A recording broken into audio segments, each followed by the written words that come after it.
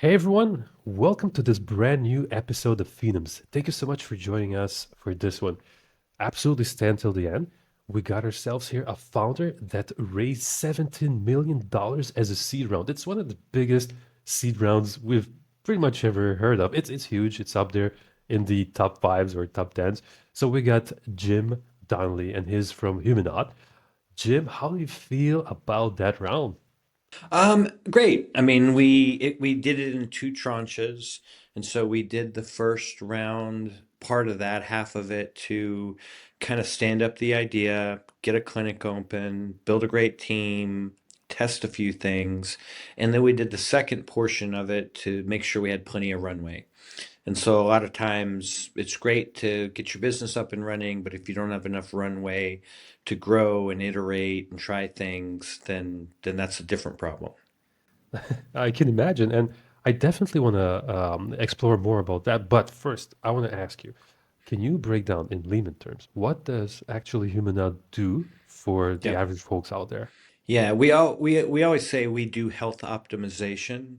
Um, with a longevity practice on top of it. And part of that is health optimization. I think is pretty obvious, but people still don't know exactly what it means, and so we always throw longevity in there because Uh-huh. everybody has an idea of what a longevity business is. And so my hope is that we can kind of move things more towards health optimization because I think that is actually the key to longevity because longevity is in the future. Longevity's down the road 10, 20, 30, 40 years. So if you're thinking about that as a consumer, it's really hard to stick to things.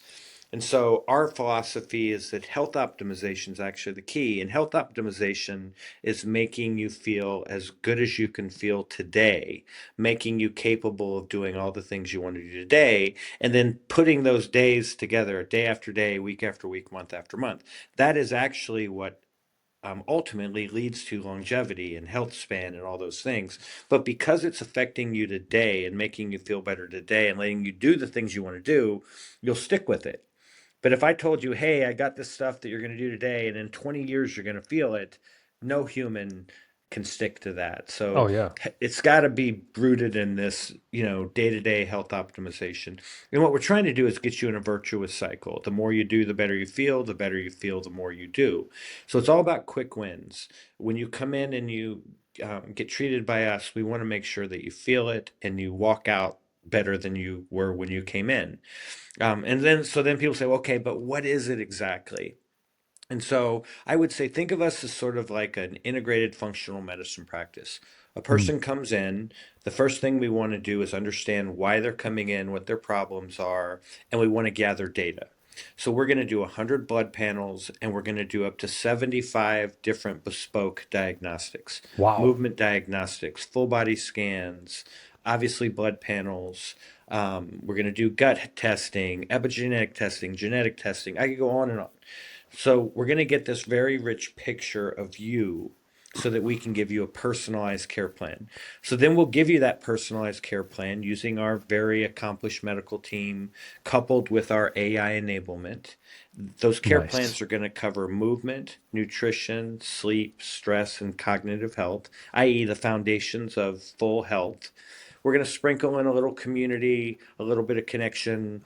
Those are important for health. And then Yes. we're going to continue to optimize. So every quarter, we're going to retest, gather more data to make sure we're going on the right path. And we're also going to use a full toolkit to get good results. So we're going to use all exogenous molecules, peptides, hormones, supplements, medications. We're going to use regenerative medicine, i.e., stem cells. We're going to use a variety of in clinic services and treatments. And so, with that full toolkit, we can get really great results. And then, as a part of that, we can get into very specific things. We can get into things like helping women with menopause, men with andropause.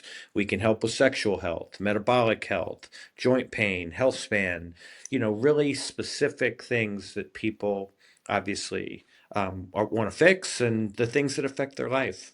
This is intense. Like it's literally full stack SaaS for your health, for the Yeah. average Joe that really cares about their health and their health picture. This is quite a business. I love that someone is Yeah. actually starting, these type of businesses out there in the world. Uh, Yeah. Thanks for that. I think you're doing a huge service for a lot of people because right now in the United States, I think what 60% plus are like Yeah, all you have morbidly a chronic obese. condition. Yeah. Yeah, So I think it's 67% of Americans have a chronic condition, and yeah, the vast majority of them have multiple chronic conditions. yes, And I will say one thing, when I started Humana, many people said to me, "Man, you're taking on a lot. That's very complex." And I would always say, "Well, riddle me what you would take out, because if you take out movement, which is hard, you take out nutrition, you take out peptides, take out hormone. Like when you start taking things out, you're the same as everybody else, because what you're seeing in this landscape, this healthcare landscape, this longevity landscape, is that you got a lot of specialists who'll do one part of it. yeah, The problem is there's a lot of parts. It's very complex, and people can't, and they have a very hard time piecing it all together. And then if you piece it all together, then you have the expense of it all. And so, oh my gosh, well, how do I pay for this? And so we exactly. really think of the problem we're solving as we're your co-pilot. We curate it for you. But along the way, we give you real agency, so you're part of it. It's not a one-way conversation. We ask you your problems. We meet you where you're at. We actually ask you your philosophy. I would say that over 50% of our members come to us and say, "I want to do this. I want great results, but I don't want pharmaceuticals." Okay, no This is problem. We're going to do it a important, little really more important. natural, more functional medicine. Other people come to us and say, "I don't care. Everything's on Mm, the table." mhm. We're very comfortable with traditional medicine. We're very comfortable with functional medicine, and I think it's our real superpower is that we can do both, because you get better results when you do both. The other thing I'll say before we get into some other questions is, we have memberships at every level. Our highest membership is $40,000 a year. It's a concierge membership, five-person concierge team. That's great. Wow. But that is not what gets me excited. What gets me excited is the fact that we have memberships at every level.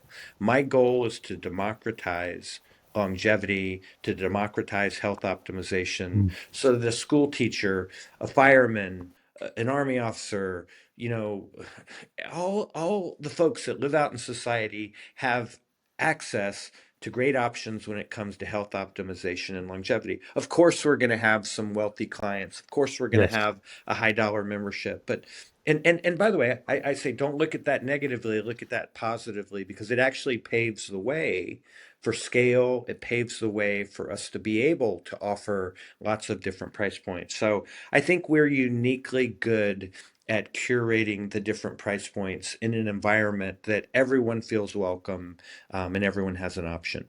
this is huge, Jim. Like literally, it's not only democratization; it's also a revolution.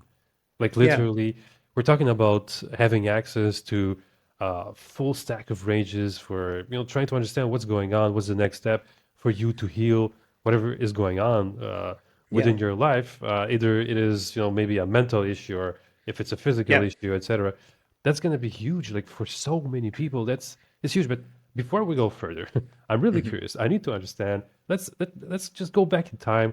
Can you take us back to when you were 10 years old? Like, how was your life back then? Yeah, listen, I say I come from pretty humble beginnings. I came from a big Catholic family. Not I just had one sister, but I had 38 cousins.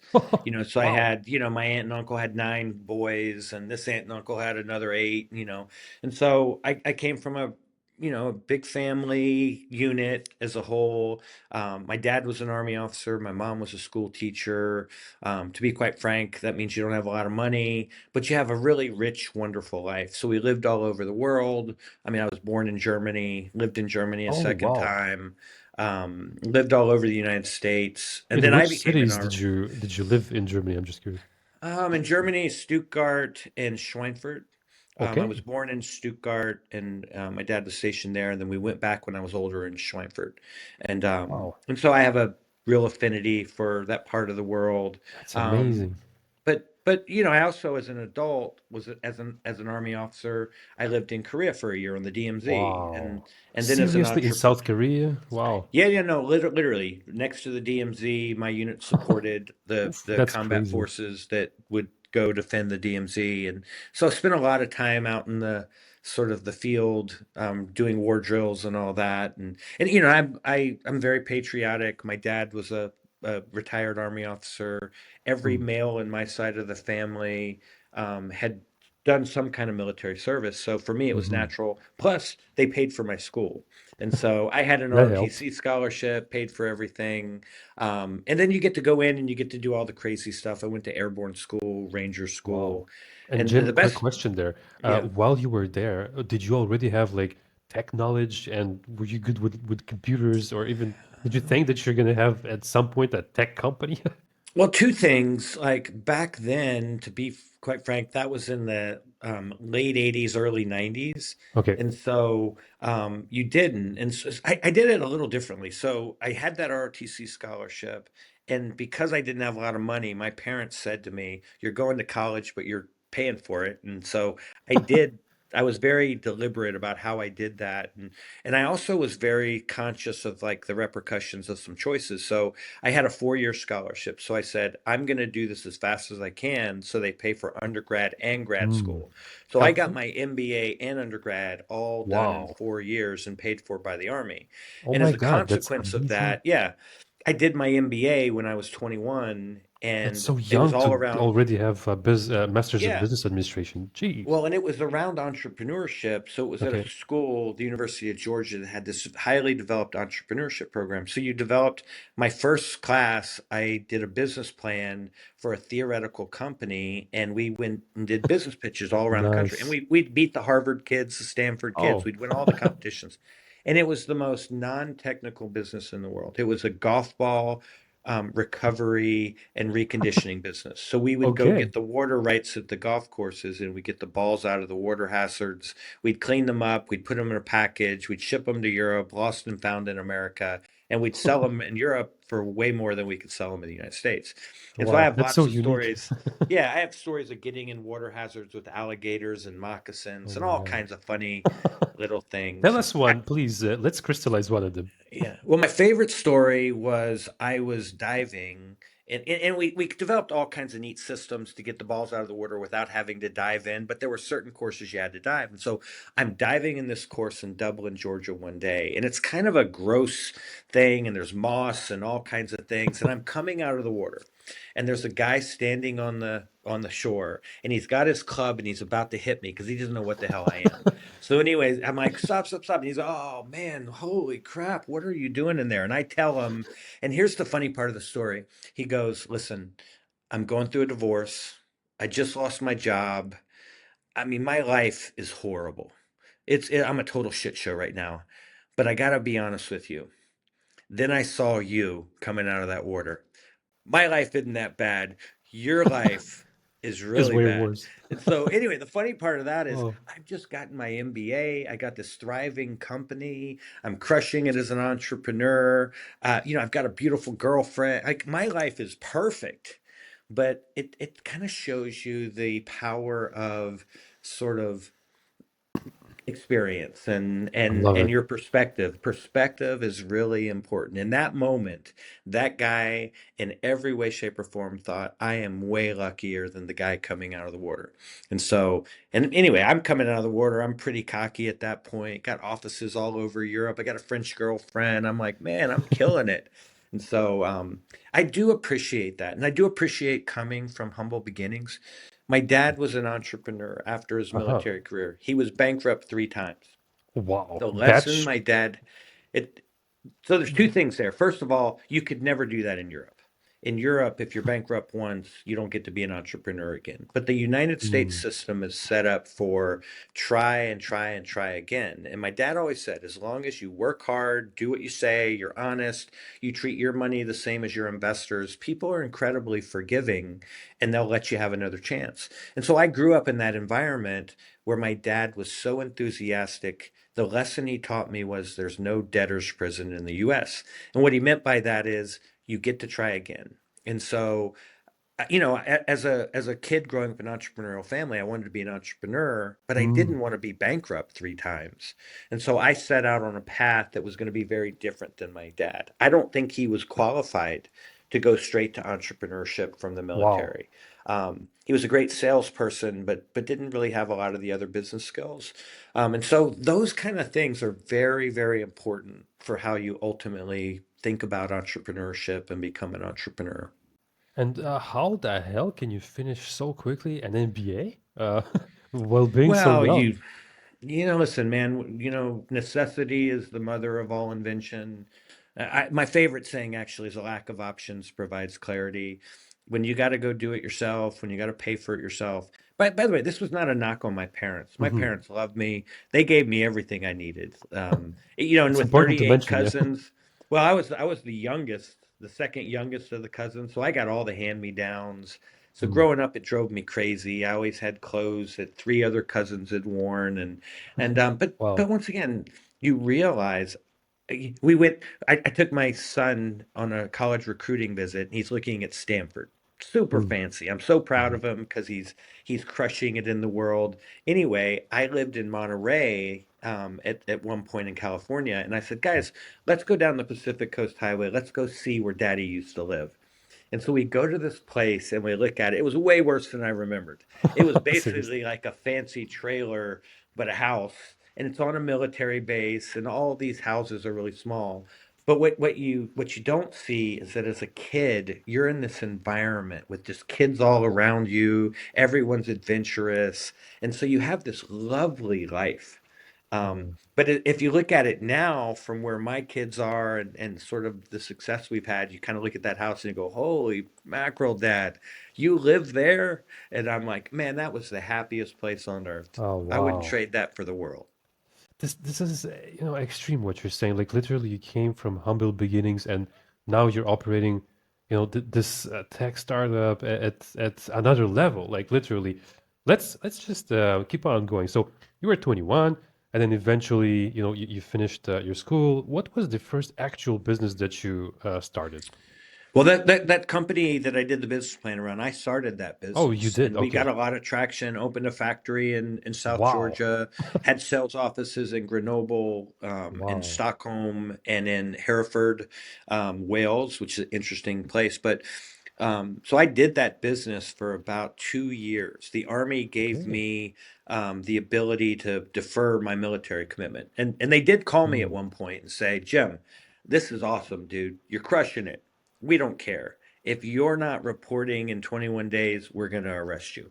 Get Oh your ass crap. back to the US. Once again, I had Mm. this French girlfriend. I'm living in Grenoble. Life was good. So I did have to sell that business. Oh. Oh. All kinds of all kinds of interesting things happened. I hired a guy. He stole a bunch of money while I was in Ranger Oh School. my Um, God. so that ultimately ended up not being the outcome that I would have had if I had been able to stay and do it. But once again, it was a great outcome. I learned a ton, and I really learned about knowing who to hire, what kind of team to build. And I made a lot of mistakes as a 21, 22-year old. But that's the time to make the mistakes. Those What was the mistakes I biggest made. mistake that you can Well, share? I Maybe hired that a you guy that stole hundreds of still, thousands of yeah. dollars from Oh me my when I God. was in Ranger School, and Mm. so Ranger School is not like you're down the road and you can just kind of fly back and fix things. Like you're deep, deep. You don't know what's happening out in the world. I didn't find out until I came out of the desert phase, and Oh and God. so that I've never seen that guy again. By the way, I never saw him again in the world. Don't know what he did with the money. Caused a lot of angst. Definitely caused the value of the company to be less than it would have Mm. otherwise been. But that was okay. So that was my first company. So then I Mm. got out of the military, and I said to myself, I once again don't want to repeat the mistakes of my dad. I want to go learn. So I said, I want to learn marketing. I want to learn how to do things internationally. I want to learn tech, and I want to learn retail. And so I Wow. had this very specific course. I went and worked at Kraft General Foods, my first job. I Mm. was the brand manager for Jello Pudding and Cool Whip. That's like a quintessential American brand, one of the For top sure. CPG. Yeah, if you want to know CPG marketing, that's like top of the food chain. Wow. I got hired to leave there and go to AT&T to help start a retail group. And so I learned a lot about retail and opening locations and what that looked like, and also selling kind of an obscure product. So you were selling phone service from a retail location back before cell phones were even a thing. So it was kind of a Wow. weird dynamic. I Ahead left of its time, there. yeah. ahead of its time, and it presented some interesting marketing challenges. Then I left there and went to Coca-Cola, and I developed new brands internationally. Huge And names. so You're dropping just huge names at this big point. Like, names, and yeah.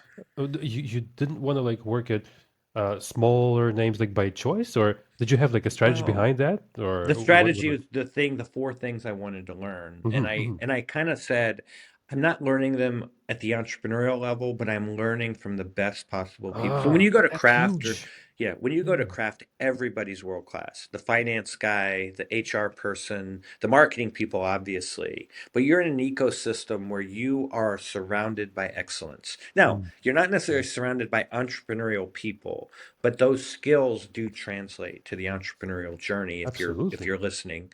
And so then I did the Coca-Cola thing, got a lot of international experience. I left there and went to Citibank to help launch an online effort that was supposed to be the improvement on Citibank.com. So that was kind of technology. And that's when the tech scene and the internet boom Ah. was in full effect. So that's when I got the real bug. And the funny story, I was at a golf tournament, or excuse me, a golf outing at a friend's Mhm. wedding. And my Okay. friend said, Whoa. I'm going to put you in the cart with the other entrepreneur. And so I get Ah. in the cart, and the guy's like, Hey, where do you work? And I said, Well, Citibank. Well, where'd you work before that? And I said, Well, Coke. And he kept doing that. And he finally said, Why the hell are you in my cart? You're not an entrepreneur. You're a big Mm. corporate guy. And I said, And Well, I did boom, have this company. But that I tell sparked you, something probably in you that it moment. did. I quit the next week. I It's quit crazy. Citibank the next week. Now, to be fair, we had been working on an idea, and I was doing it with who is now, I would say, undoubtedly my best friend in the world. We've Mm. done things together for 20 years. He's the CTO at Humanaut. He worked with me at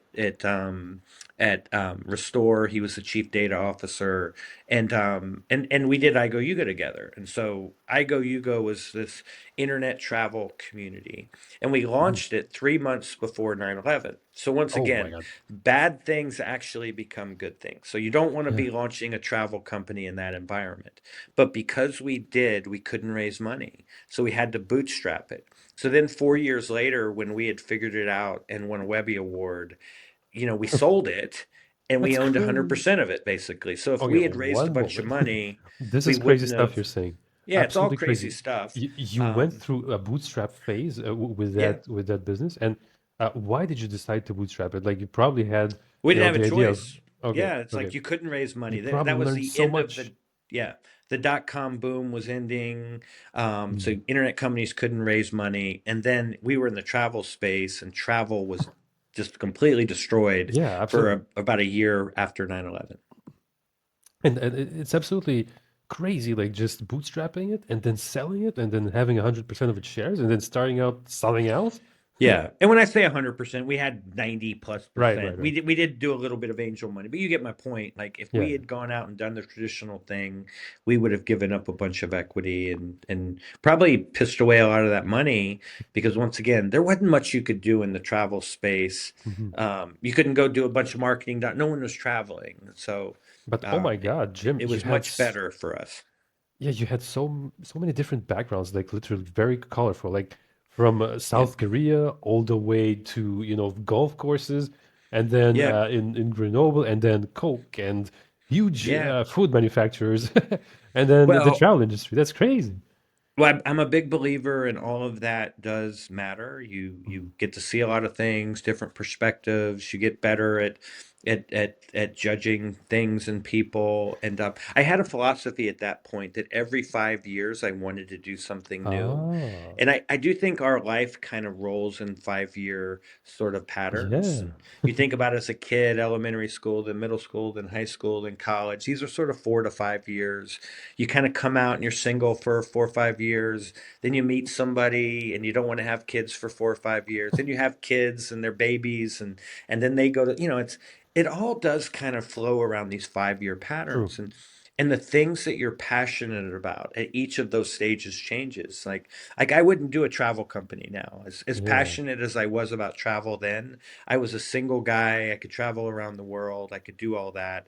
But that isn't interesting to me now. Now I'm way more interested in health optimization and bringing that to people because I'm a 56-year-old guy that had a very Oh, high level of athletic performance. I married a mm. West Point grad that ran track at West Point, and she's a total badass. That's And she amazing. went through West Point at a time when only 6% of the cadets were female.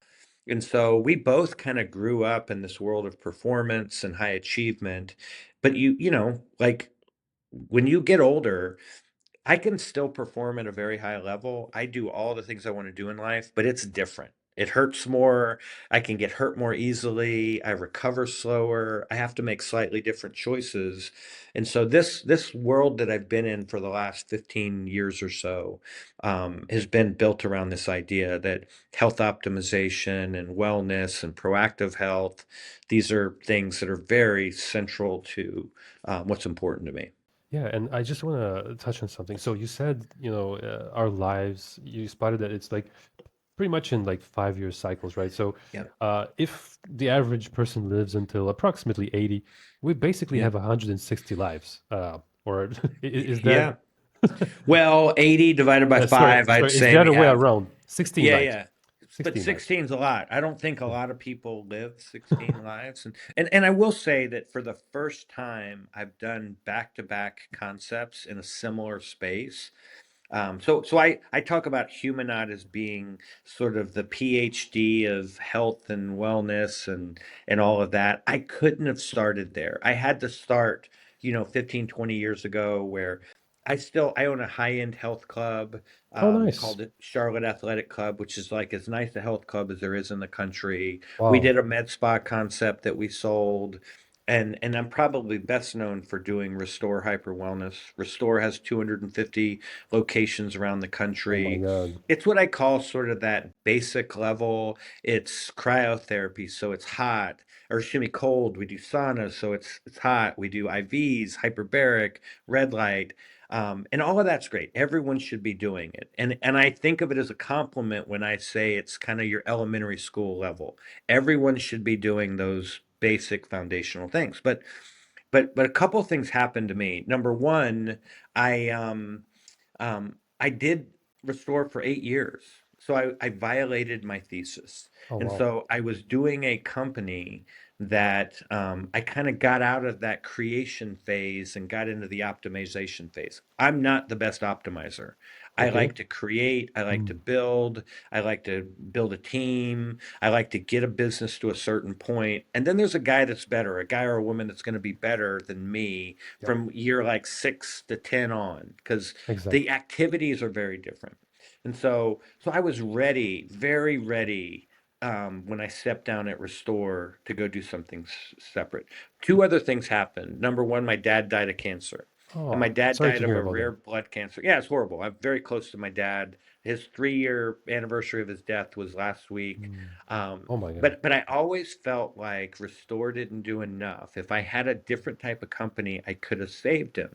And so Wow. if I had had Humanaut at the time, I couldn't have cured his cancer, but we would have caught it at stage one Yeah. instead of stage three. The And the type faster of you cancer he catch, had, yeah, yeah, the faster you catch it, chances are like yeah, for exponentially everything, high to, yeah. exponentially Like, higher. for Yeah, example, like for those that don't know, let's say you have melanoma, right? And it starts on your fingertips. If you catch it like early, right? Like you can literally cut out yep, the nail and then melanoma is yep, gone. And it's one of the most aggressive cancers out there. yep, So, and this applies to pretty much every cancer out there. yep, So this is extremely important what you're saying. Like this can save so many lives, like in the yeah. millions, And literally. I'll get back to the Humanaut thing in a second, but that is part of what we do at Humanaut. There are four sort of apocalyptic horsemen, as they call them, that'll kill you, and you got to Mhm. be very cognizant of where Yeah. you are. So it's heart disease, it's metabolic disease, it's cancer, and it's neurodegenerative disease.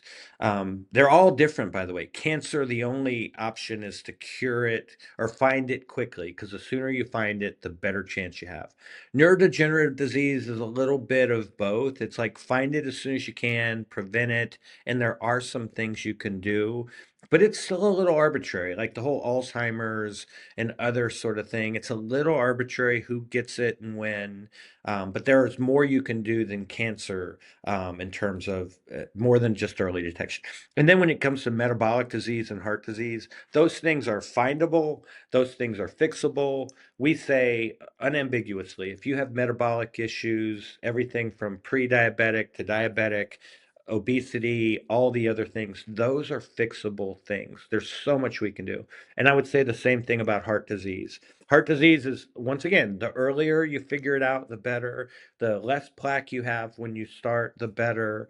But you can make massive progress and massive corrections to someone's heart health once you Yeah. know about it. So they're all a little different, but I will And say of that there course, was, yeah, go ahead. yep. Sorry, like prevention is also super important. Like, Yeah, for example, yeah, just walking your 10,000 steps every day, yeah, eating relatively healthy, avoiding like alcohol and smoking and whatever, yeah, to the biggest extent possible, of course.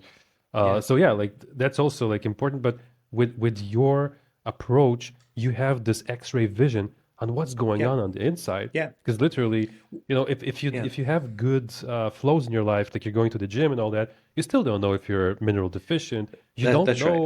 know, how healthy are your bones. What is your DEXA scan like indicators, whatever. All of these stuff. Like people are just blind. Like they're just going Yeah, into the fog, not knowing what the hell they're doing. that's 100% right. And so that's why we say what we do at Humanot's a little different. Number one, if you don't know the data, you're operating blind. It's like flying a plane blind. You do not want to be flying blind. So you do want to Yeah, go get the diagnostics and have the data, know where you stand, because then you can have that personalized plan, number one. And you're right. People that look healthy all the time, visceral fat and 100 other yeah, things are not right.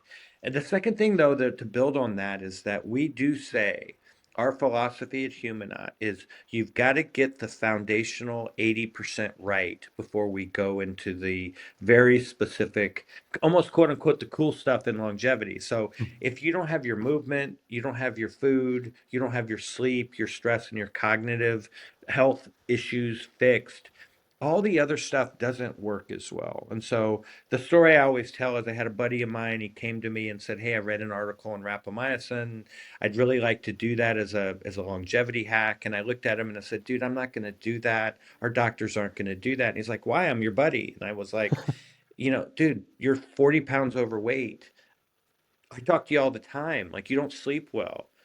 I know you don't work out because every time I invite you to go to the gym with me or to do a bike ride, you don't, something's so until we get that stuff fixed, you don't have any business taking rapamycin. Like, absolutely. let's go get that other stuff fixed. Man, I'm here for you. Like, Yeah, and we have a great offering, and Humanaut can do it. And not only do we tell you what to do, we have a coaching platform that's going to help you actually implement it. Because I always say it's easy to tell people what to do. yeah, It's hard to get them to do it and keep doing it. And so yeah. that's a big philosophical thing for me. And then all the cool stuff does matter. Like regenerative medicine, matters and now sometimes there are blockers. Like if pain is a big blocker, so if you're not doing movement right, it might be because of pain, because you have a knee issue or a back issue. So in those instances, 100% go straight to the things like regenerative medicine. So, because until you get the blocker out of the way, you're never going to be able to move the way you need to. So and speaking of blocker, the third reason I did Humanaut was I got run over by a drunk driver. Oh So he God, are was you serious? going, Oh my God. yeah, it was horrible. He was going 65 through a red light. I was going 65 through miles per hour through a, Oh, a, a green light. That force, you can imagine, is never good. And so it kind of yeah. crushed my neck, my shoulder, my chest, and I was Oh, miserable for a year. oh my God. And Sorry to hear that. That's yeah, crazy. Whoa. well, I'll Are you give you the okay now? positive spin on it. Yeah, I'll give you the positive spin after I tell a little bit of the story. Yeah. And so for a year, I went around the country talking to specialists to try to get fixed. The thing that brought me back were stem cells.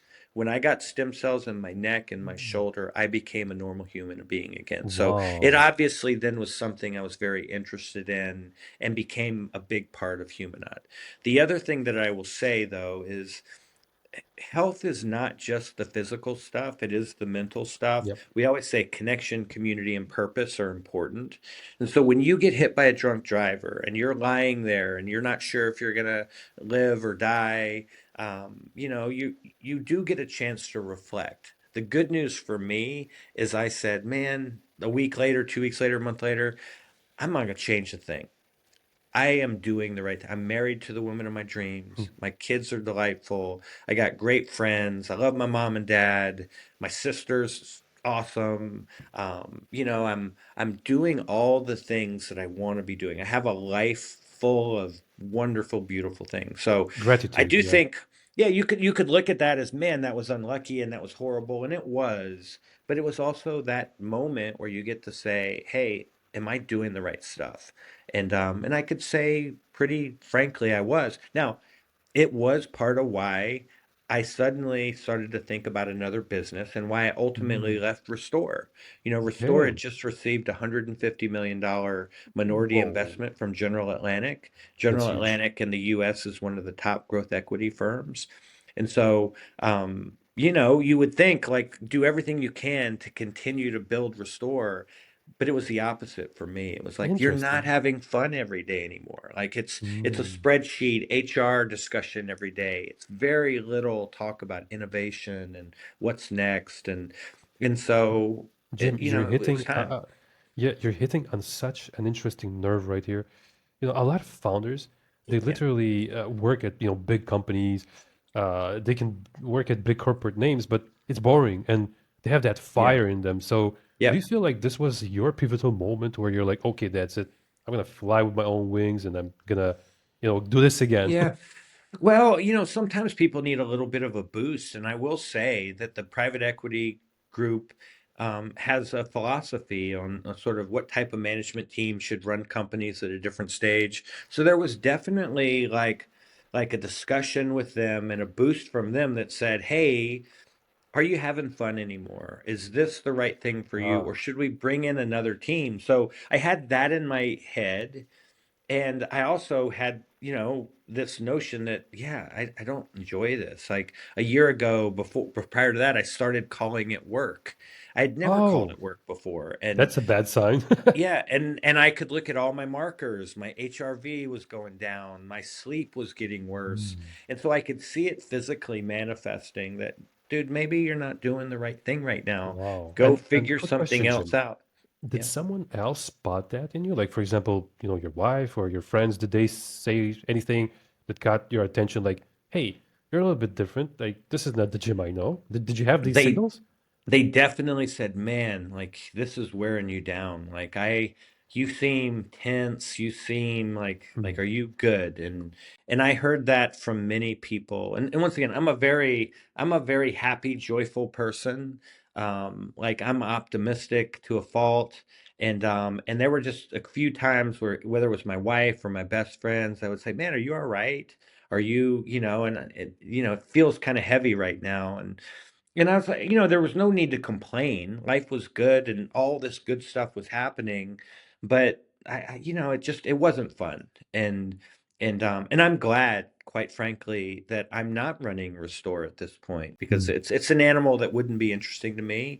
And I hope the team that's running it is gonna take it to the next level. I'm still a big shareholder.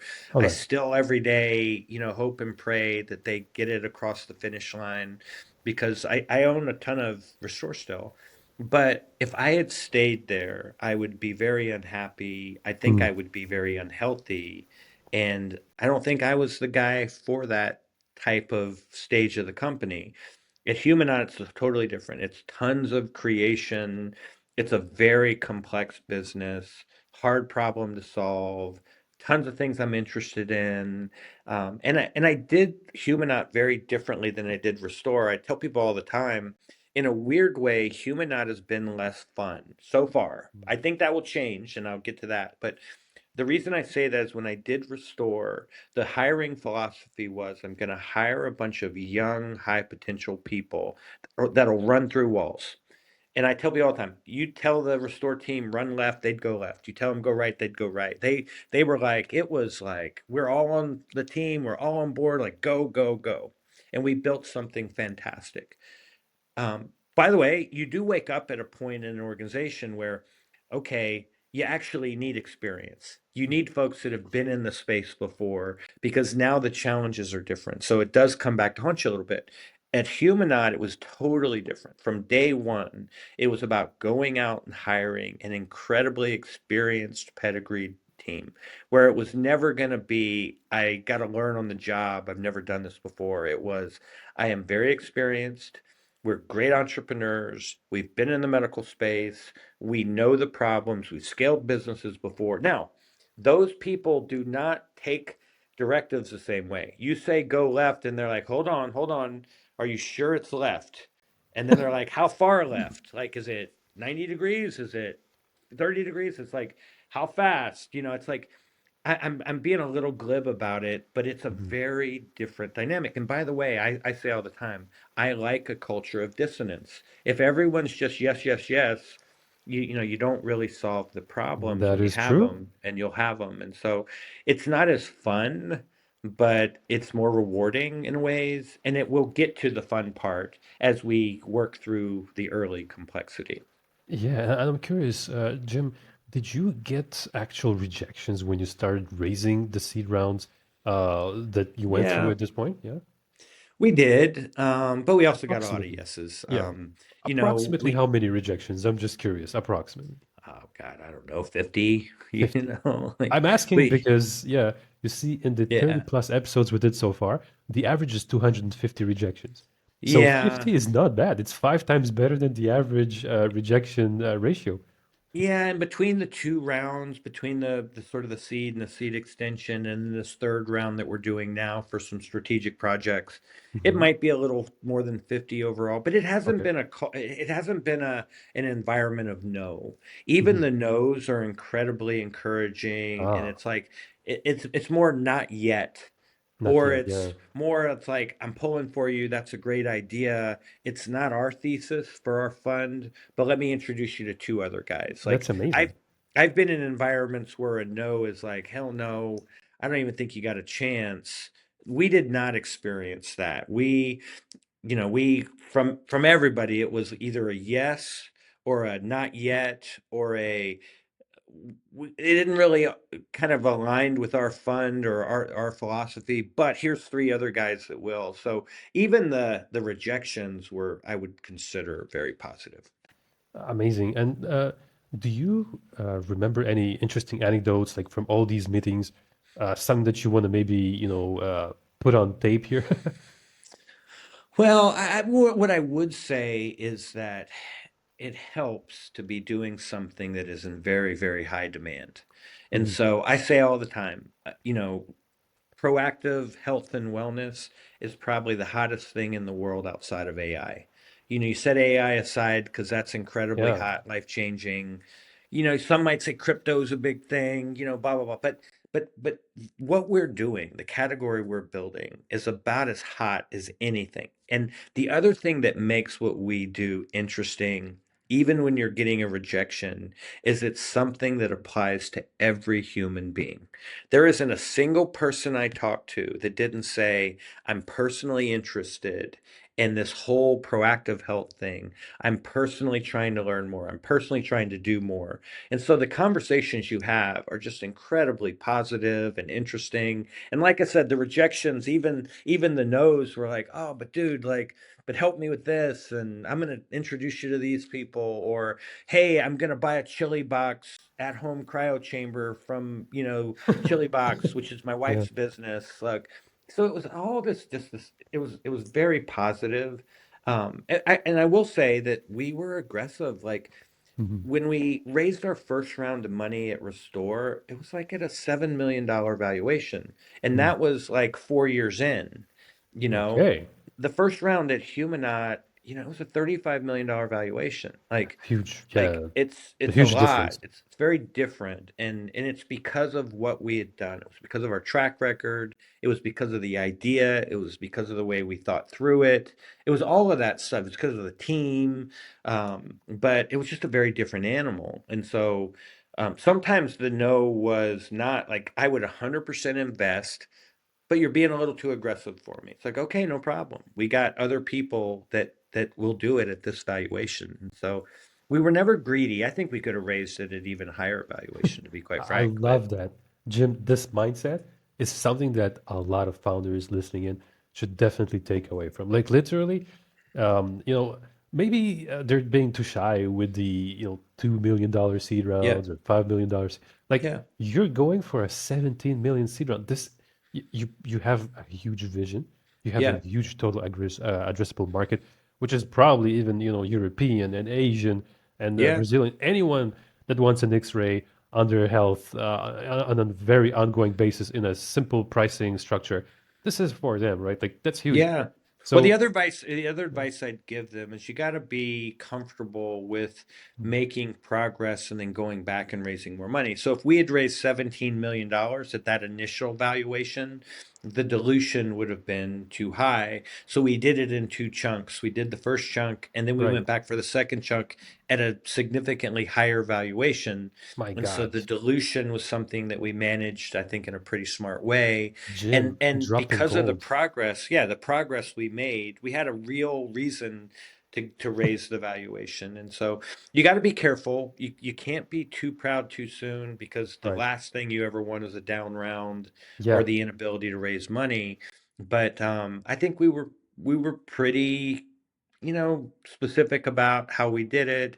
We also weren't overly greedy about it. You got to have a win-win for your investors. And so the idea was always, at this stage, given this level of risk, we want to make sure your potential returns are appropriate.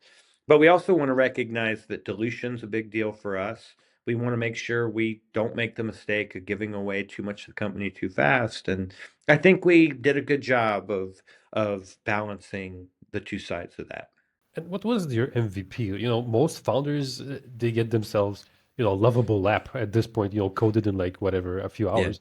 Uh, you got physical locations where people need to, Yeah. meet up. What was your MVP for your, potential investors out there? Man, our MVP was a full-blown clinic, a full Okay, brand, nice.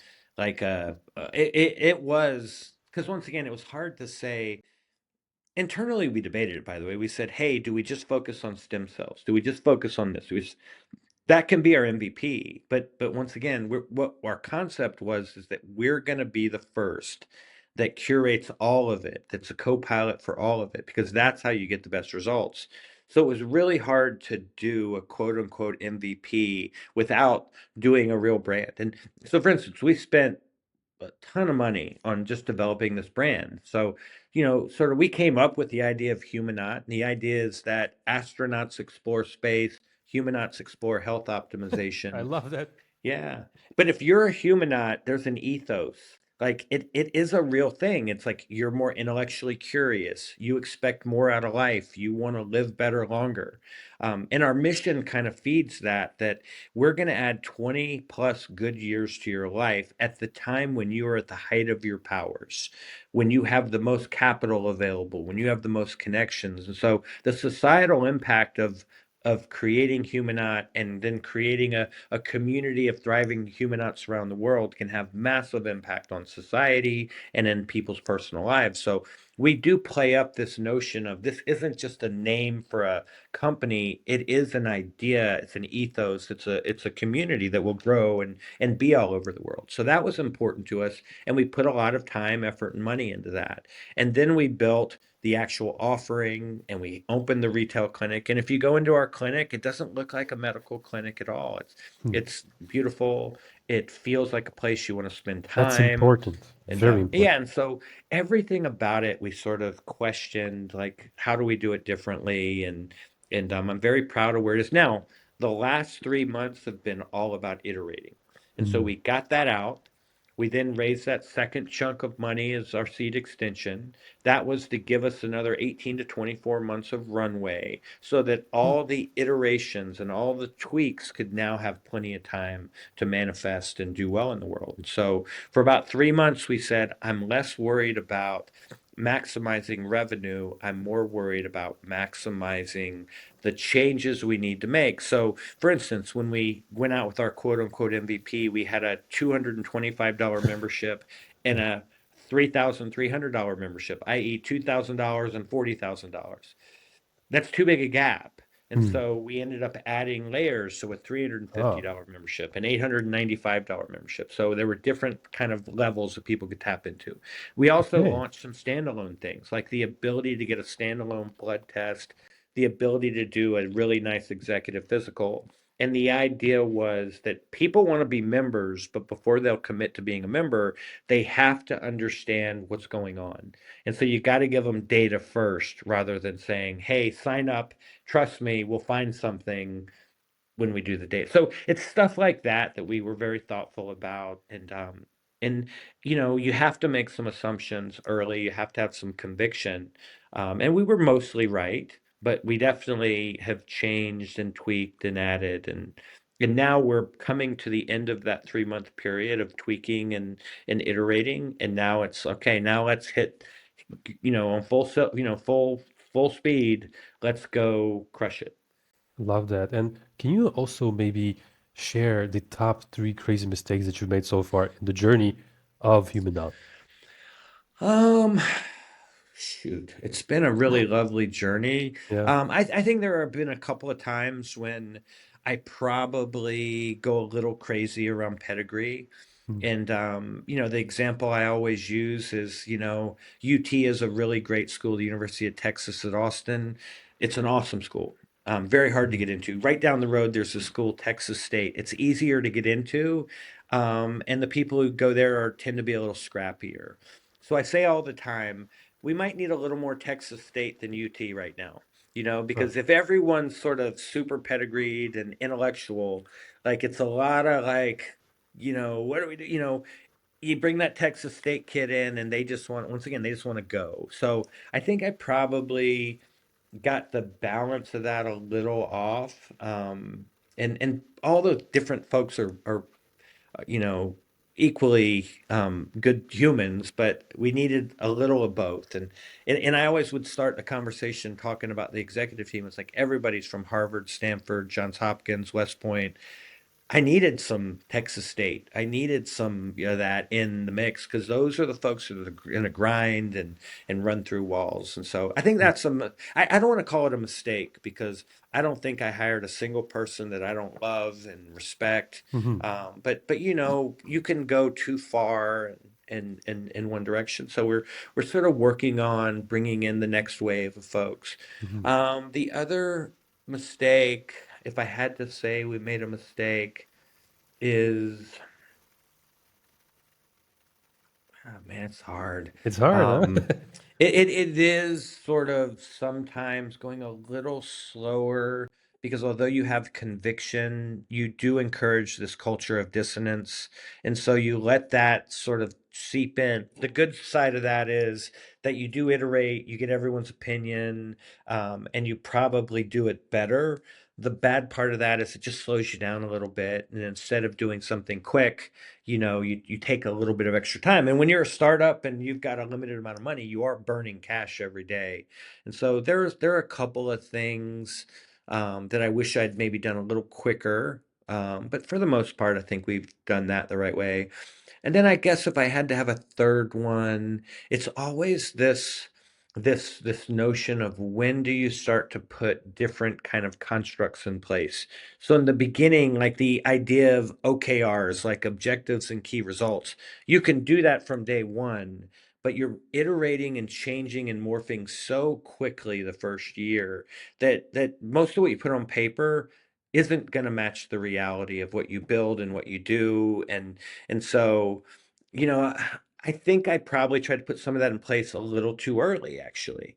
And so it kind of constrained us a little bit. And so now that we're going into year two, we absolutely have all of those. I think they're the right things. We know what the key results and the objectives should be. But if you try to stifle things too much too quickly, it does potentially help with focus, but you might be focused on the wrong things because you still haven't learned enough. And so, like I said, I don't like to call any of these a mistake. Hmm. I just think they're sort of nuances that you have to recognize and you have to adjust to. I love that, Jim. And can you also tell us, or the founders listening in, You are, you said 56 at this point, right? Like a lot of founders, they are, 21, 20, Yeah. even maybe sometimes younger, sometimes like they're in the, I don't know, like 30s, right? So maybe you have some mindset adjustments that have worked for you that you'd like to share that brought you to Yeah. where you are now, you know?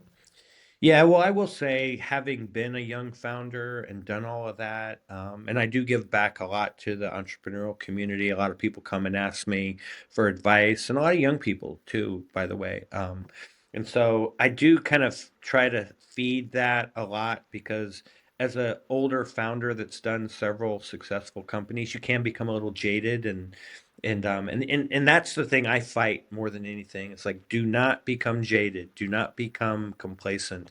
The Oh, things yeah. that are joyful, you got to make sure they're joyful still. Like opening a new clinic, like the day that that's not joyful, something's wrong.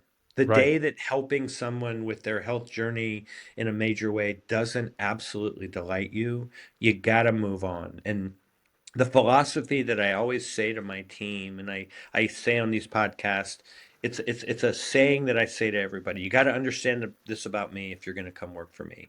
I say a day that I don't cry is a day that I don't feel. A day that I don't feel is a wasted day. Oh, Now, wow. once again, I'm married to a West Point engineer, and when I cry all the time, she's like, "Geez, dude, hold it together." But I'm like, Mm. Stace, I'm not trying to hold it together. That moment required me to be authentic and for everyone to understand that meant something to me. And that feeling is what keeps me going and keeps me driving. When I need to keep it together, I absolutely will keep it together and not cry. And I also say to my employees, if you're not a crier, no big deal. Like it's a metaphorical thing.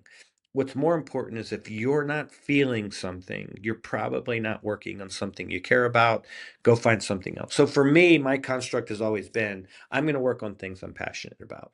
Number one. Number two, I always tell people like you got to know yourself. And you got to know what you're good at, what you're bad at. I say I have two superpowers. I'm relatively self-aware, not totally, but relatively, and I'm not totally, but relatively egoless. Like I really do like smart people around me, people that are smarter than me. I want everybody to have ideas and participate in the outcomes. I don't have to be the center of attention, although I probably talk too much sometimes, and my But that's wife might important. disagree with me. But and I used to say I was egoless. Mm. I am not egoless. And as an entrepreneur, you can't be egoless because you got to have conviction.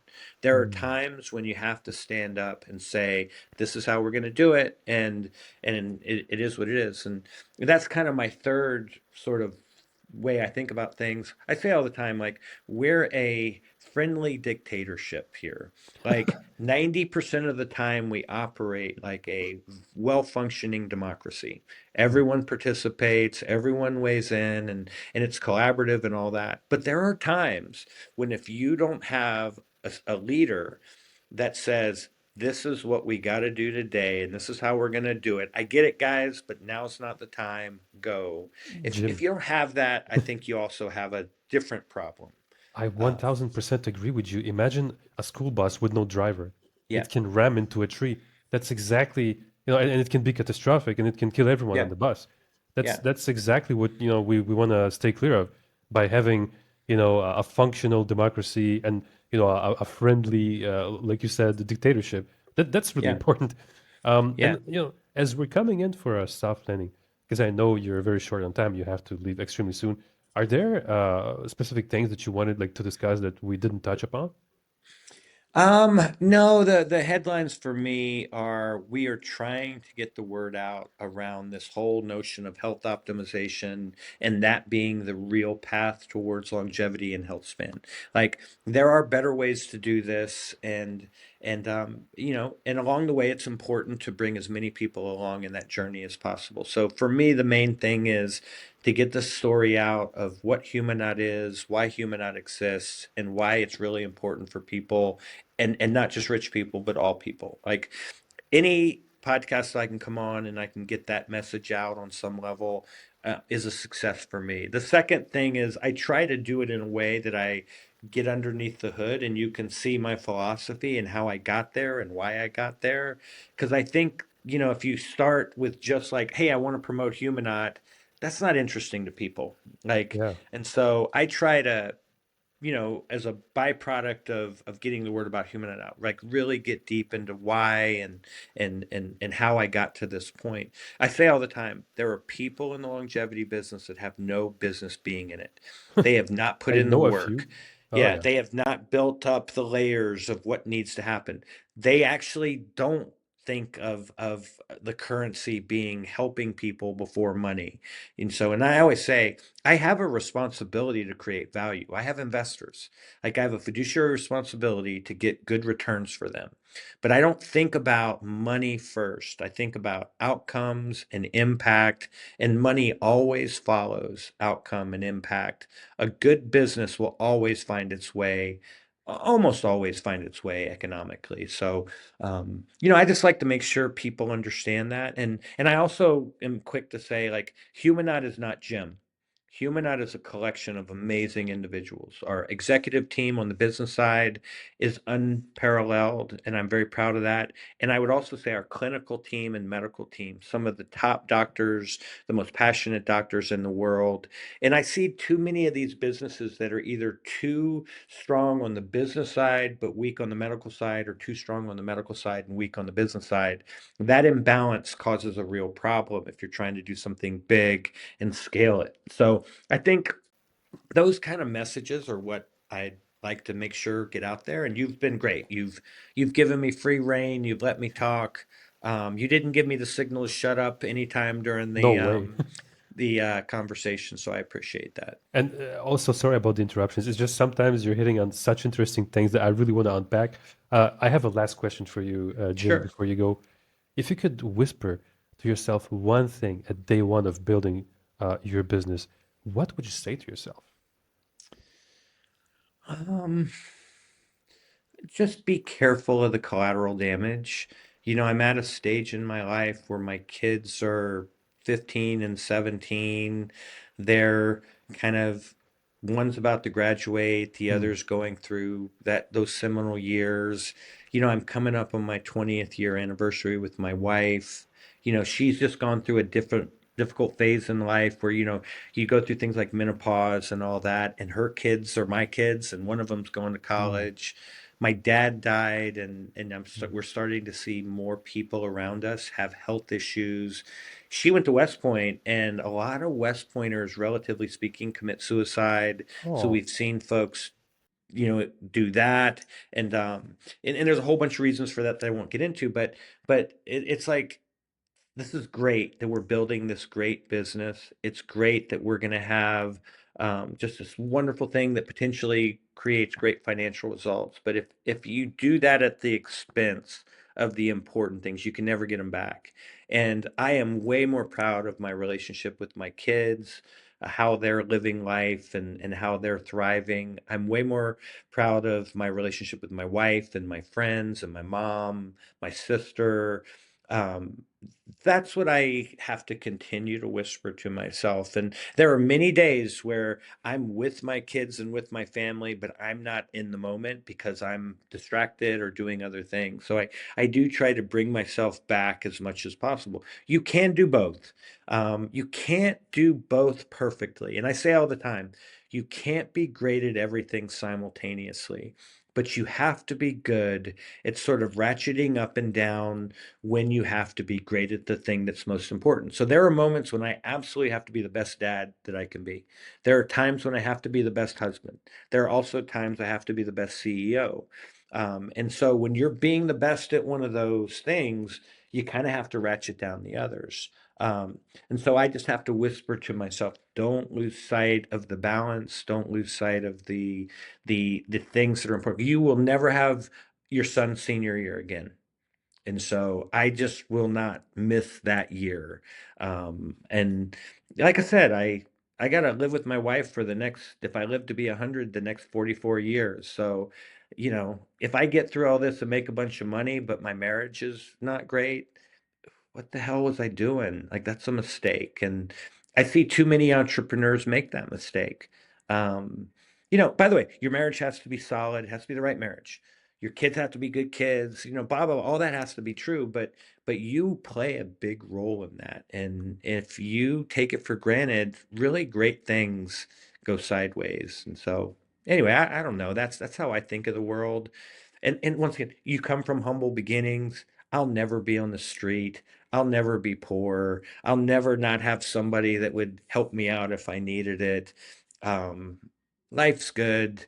And so for me to not appreciate that would just be such a silly crime. I tell my friends all the time, dude, if I get too self-important, slap me across the face. It's like, come on, this is stupid. I love that, Jim. Literally selfless words. Literally, just Yeah. you're a giver. That definitely transpires. Well, can you indulge me for one more thought? Because you said the word selfless. I do tell people all the time, you do have to have a balance of selfish and Hmm. unselfish. If you're too selfless and unselfish all the time, it's hard to maintain. Hmm. It almost becomes, it consumes itself. So you got to be a little selfish. So like I Hmm. said, like I got to be cognizant of the fact that we're building a big business. It's going to make a lot of money and it's for investors, but it's also for me. It's to make my wife feel Right. better. It's like you got to do some of that. And making this big thing with lots of money around it, like it allows you to take advantage of bigger and bigger and bigger opportunities. You're But you right. also have to be Yeah. unselfish. The day that you start doing it only for money, and the day that you lose sight of the fact that what we're It really doing consumes here is you. impact. So I think Yeah. that's the other thing I whisper in my ear as well is like, do I have the balance right between selfish and unselfish? Because you don't. There's one person that's been on earth that can be unselfish 100% of the time, and that's God. I'm not God. Like I'm not Jesus Christ. I don't want to get into all the religious Right. stuff, but none of us are good enough to be unselfish all the time. And so you got to balance it, and And and I'm a big fan of that.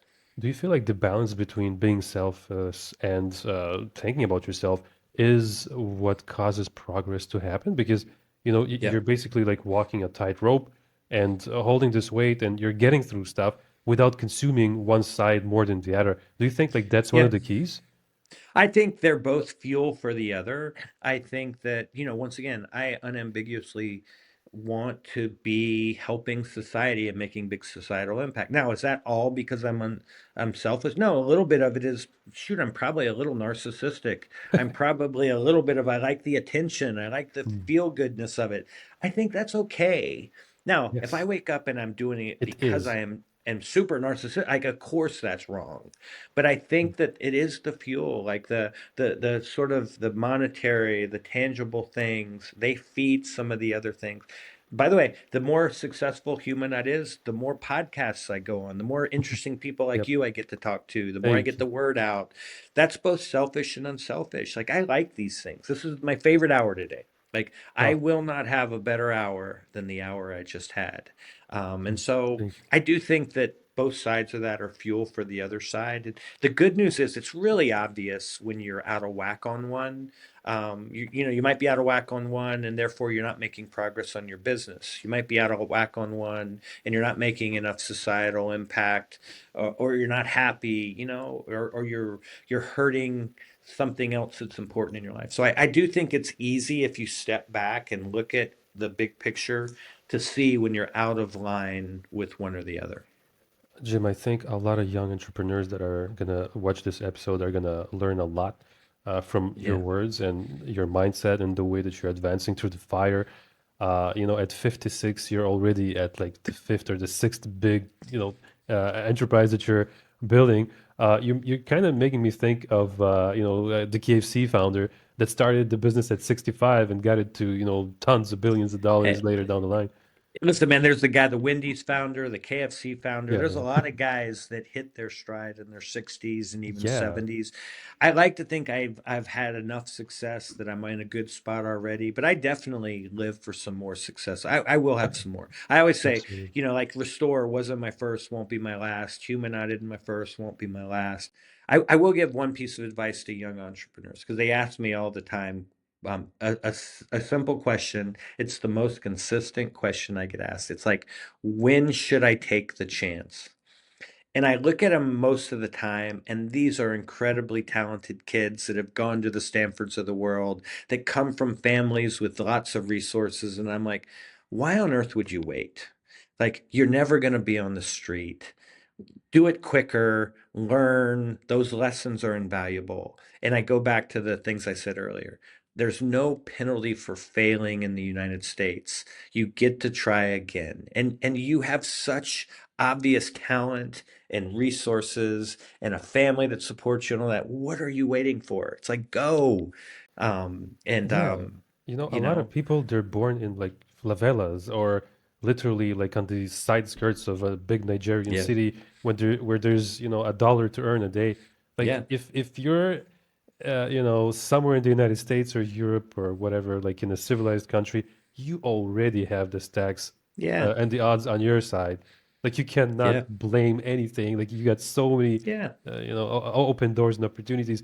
Like look around you. Like everyone's working to help each other yeah. out. Like there's just opportunities around us.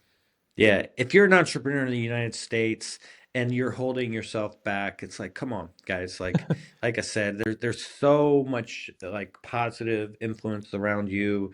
There's a real ecosystem here that encourages risk taking. Worst case is you fail your first attempt.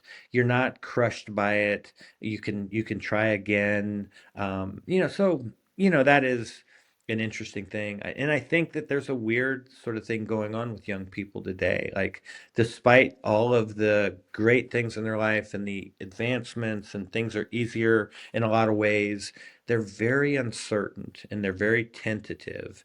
Um, and I just try to push people. Now, I always say this, like, don't become an entrepreneur just because you're passionate about something. You got to be passionate about something that people want. So make Mm, sure you can check that box.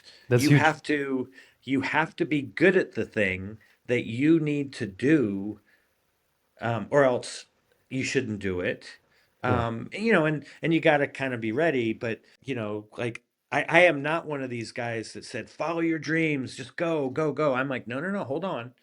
Is the idea one that people want? Are you the person that's uniquely qualified for that idea? And then I can say, well, now go. But Yeah, this is I think, something that also Y Combinator, tells like build something people want. Like yeah, this is really, really important because oftentimes founders will just, build something for themselves, but they don't really know if the world actually needs it. yeah. So, big mistake. Anyways, wow, I'm very respectful of your time. So I just wanted to say that I'm very happy to see you succeed, go against the odds, raising, record amounts for seed rounds, above average for sure. So this is the perfect way to end the episode, and I really appreciate you hopping on this one. Thank you very much. It was a pleasure. Like I said, the best hour of my day. If you ever need anything, let me know. If you're ever in Austin, Texas, come by the clinic and we'll do some cool stuff Oh in yeah, our space. for sure, for sure. And I really appreciate that. Thanks, Jim. Everyone that has joined us for this episode, thank you so much for tuning in. If you like this episode, of course, please hit that like button and subscribe. It would mean a lot to me. All right, see you in the next one. Great. See you Cheers. soon.